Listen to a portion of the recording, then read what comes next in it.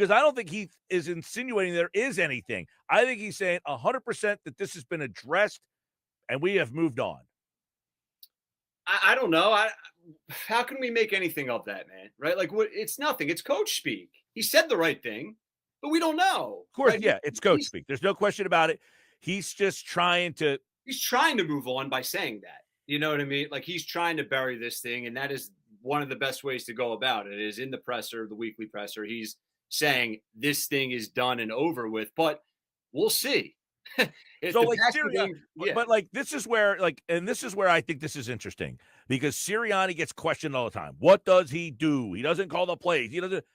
What he does is these things. And this is where we played the bite in the first hour from Jason Kelsey on his podcast that Nick holds people more accountable than any coach he's ever been around. Well, here is the moment that now the question is, who does he need to hold accountable? Is there somebody that even needs to be held accountable? Is it AJ? Is it Hurts? Is it Brandon Graham?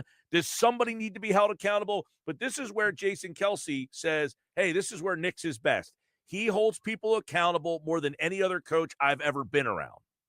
I mean, yeah, that's a heck of a stamp of approval from a legend, but I don't think accountability is necessarily the issue here, right? Like Sirianni, he has to do his job now and fix this, right? However bad this is and however broken this is, we don't truly know where we're sitting, MG.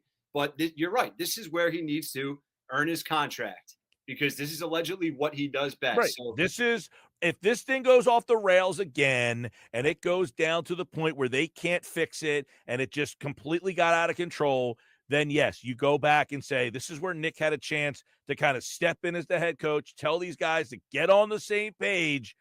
And if it doesn't happen and they lose this game and then they lose to Washington and there's more bickering, then I think you turn to the coach and say, but I think it's the same people that have to say, if this thing doesn't go off the racks, have to say, you know what? I got to give Nick credit. He kept this thing and kept them moving forward.